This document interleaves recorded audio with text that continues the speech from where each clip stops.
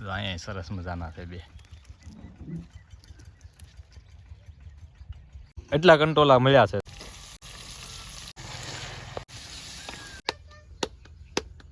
આવું કંટોલાનું શાક બન્યું છે, ગ્રેવી વાળું, અને સલાડ છે, અથાણું છે, સાઈઝ છે અને બાજરાના રોટલા છે.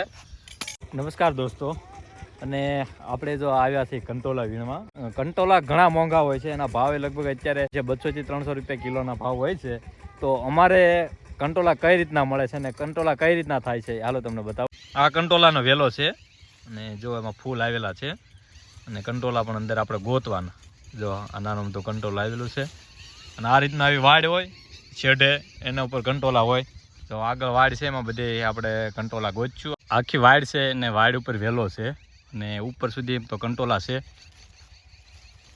જો અહીંયા કંટોલા છે, આ રીતના કંટોલા આવેલા હોય વેલામાં, અને તોડી લઈ.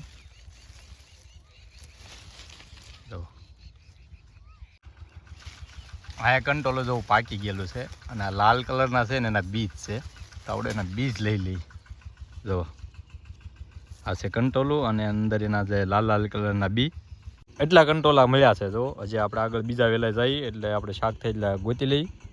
આ રીતની વાડ છે, અને વાડ ઉપર જો આ રીતનો કંટોલાનો વેલો છે, અને કંટોલા જોવા એ કંટોલું કેવું સરસ મજાનું આવેલું છે. બહાર હોય તો દેખાય, પણ આની અંદર હોય ગોતવા મુશ્કેલ છે. અને સૌથી મુશ્કેલની વાત એ છે કે આમાં કારક સાપ, જીવજંતુ, ઝેરી જીવજંતુ પણ હોય છે, એટલે બહુ રિસ્કી. અહીંયા સરસ મજાના છે બે. કંટોલા વીણ્યા છે, અને ઘણા વીણાઈ ગયા છે. આપણે ખિસ્સું ભરાઈ ગયું છે. જો આવે છે કંટોલા, અને કંટોલા ચોમાસામાં એક જ વખત થાય. જોકે અમારે તો ખેતી નહીં, પણ એના હાથે ખેતરના શેઢે ઉગી નીકળે. અને અત્યારે થોડા ટાઈમ હોય, 15-20 દિવસ સુધી જોવા મળે કંટોલા. તો કંટોલાનું શાક બનાવીએ, અને અત્યારે જો મેં એટલે ભેગા કરી લીધા છે. હજી આગળ વેલો છે, ત્યાંથી થોડાક વીણ લઈએ એટલે આપણે એક શાક બની જાય. અહીંયા નાનો એમ તો કંટોલાનો વેલો છે, અને જો આ શેઢે છે તો એમાંય થોડાક કંટોલા છે. તો જોવા અહીંયા વેલો છે, અને કંટોલા જોવા કંટોલું છે. આરામથી વીણાય જાય એ રીતના કંટોલા છે. તો આમાં છે એટલે ખાલી 2-3 જડી જાય તો હજી એક વેલો છે, એમાં જ તોડી લેવાનું. એક અહીંયા છે, બે નાનું છે, પણ હાલ છે. બે કૂણા હોય તો મજા આવે, કારણ કે કૂણા હોય ને તેમાં બી ન હોય. આપણને એટલા કંટોલા મળ્યા છે, અને હજી એક જો આ સામે છે એક છે વેલો, તો ત્યાં જાય ત્યાંથી થોડાક મળી જાય. આ ટ્રેક્ટર હાલે છે, અને અત્યારે નાખે છે નીકું. થોડું ભીનું આજે પડે છે, હાકી નાખ્યું, કારણ કે આજ 2 દિવસથી થોડો વરસાદ ન થયો, અને કાલની આગાહી છે એટલે આજ હાકી નાખે. એક કંટોલાનો વેલો અહીંયા છે, એમાં થોડા કંટોલા મળી જાય તો આપણે શાક થઈ જાય એક ટાઈમનું. તો જો અહીંયા તો એકદમ આસાનીથી મળી જાય એમ છે. જો કાંઈ કંટોલું છે અહીંયા છે, ને અંદર છે થોડા ઘણા, ને જે નાના નાના આવેલા જ છે, તો ઘણા થઈ જાય, આપણે શાક થઈ જાય એક ટાઈમનું. આ તો ઉપર જ છે, વાડીમાં છે એની કાંટાય નથી, એટલે આ રીતના હોય તો મજા આવે તોડવાની. કંટોલા તોડી લીધા છે, આખી વાડીનો આટો માર્યો. લગભગ 10-12 વીઘાનો પટ્ટો છે, એનો ફરતો રાઉન્ડ માર્યો, અને આપણે શાક થાય એટલે કંટોલા મળી ગયા છે. તો આપણે જઈએ ઝૂંપડી બાજુ. ઘણા બધા કંટોલા મળ્યા છે. ખીસું ભરીને લાવ્યો, કાંઈ આપણી પાસે લેવાનું હતું નહીં બીજું, પણ ખીસું આખું ભરાઈ ગયું.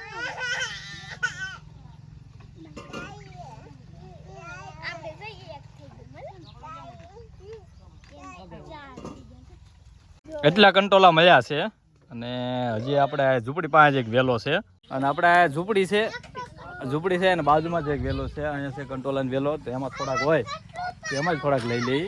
તો જો અહીંયા ઝૂંપડી પાસે જ છે, જો અહીંયા કંટોલા આપણા ઘર પાસે જ તે. અહીંયા છે એક, અહીંયા છે.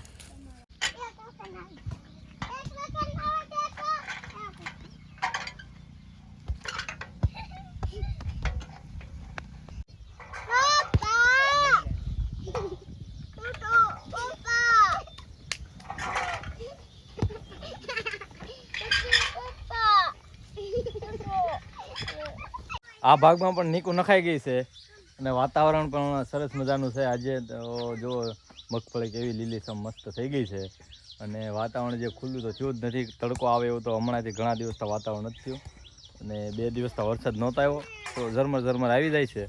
ગઈ રાત્રે આમ જો 1,000 માલ આવી ગયા હતા, તો જો આ રીતના ખાઈ ગયા, અને એના પગલા જો રાતે ડેલો ભાંગીને અંદર આવી ઘૂસી ગયા હતા.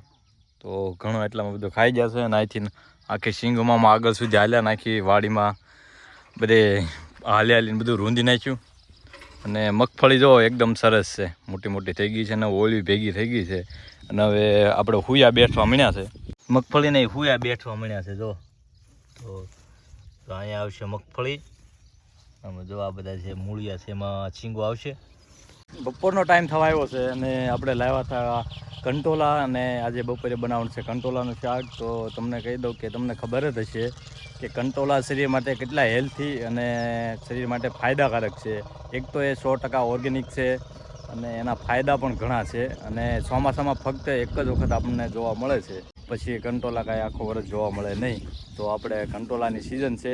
પહેલાં 1-2 વખત આપણે સબ્જી બનાવી હતી કંટોલાની, પણ આ વખતે ફરી વખત બનાવીને આ વખતે વિડીયોમાં બતાવીએ. આ છે કંટોલાનું શાક બનાવવાનો મસાલો, મરચાં છે, ટમેટા છે અને ડુંગળી પણ આપણી પાસે છે ઘરની જ તે.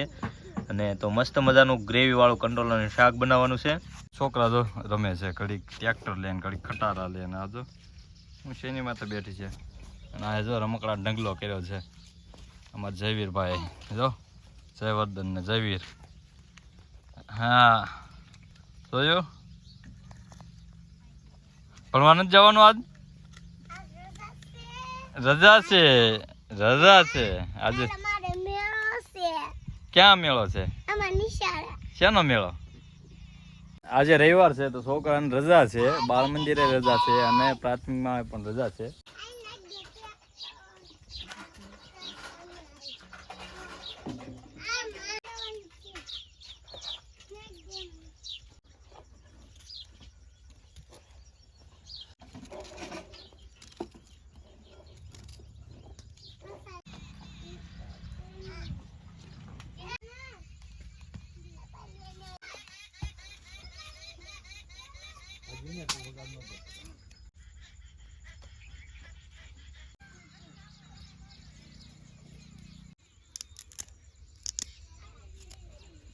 તો બધી શાકભાજી કટિંગ થઈ ગઈ છે.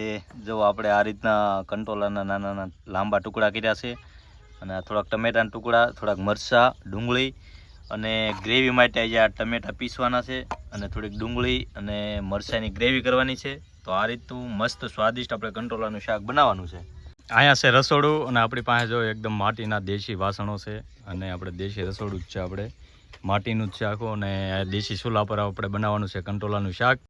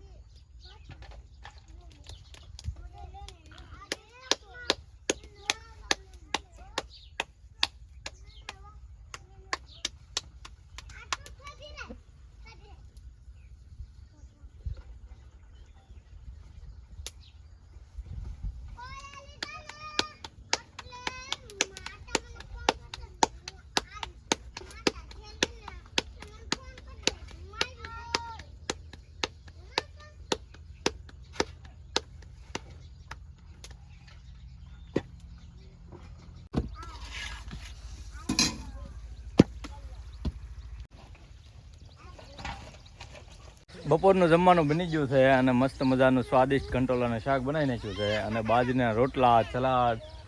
તો જમવાની તૈયારી થઈ ગઈ. છોકરા જો એને લાગી છે ભૂખ, બધા જો બેસી ગયા છે લાજમાં અને ચાલો જમવા. રસ્તે બકરા આવે છે તો જો થોડા થોડા જમતા જમતા ઊભા થઈને ભાજ્યા જોવા. જો બધા ઉભડ્યા જો એટલે હળવું હળવું જાયજો. બકરા જોવા લાઈનમાં ઊભા રહી ગયા છે. જો રોડે આવે છે બકરા, તો જમવા બેસવાનું તો બધા દોડા દોડી બકરા જોવા આવ્યા. જો બકરા આવે છે. જો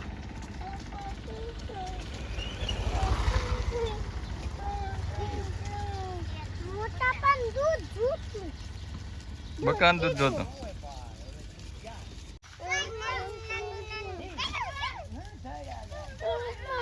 જમવા બેસવાનું હતું ને રોડે બકરા ભાળી ગયા. બધા છોકરા બકરા જોવાઈ ગયા અને ચાલો પાછા જમવા બેસી જાય. જો બાળકો તો બધા જમવા બેસી ગયા છે. જો એને મોજમાં આવી ગયા, તાળીઓ પાડવા માંડ્યા.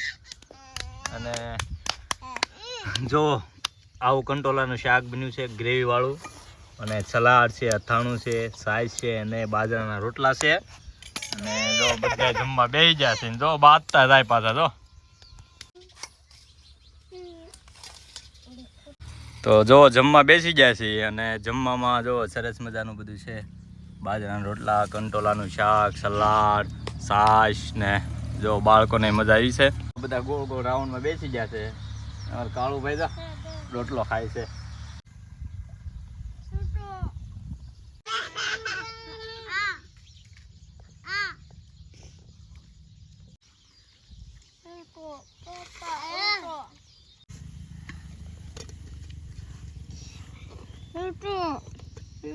જમી લીધું છે અને જમવાની પણ મજા આવી. એકદમ સ્વાદિષ્ટ મસ્ત શાક બન્યું હતું અને બાજરીના રોટલા અને છાશ, અથાણું અને સલાડ, ટામેટા. તો સરસ મજાનું જમવાનું હતું અને જમવાની પણ મજા આવી.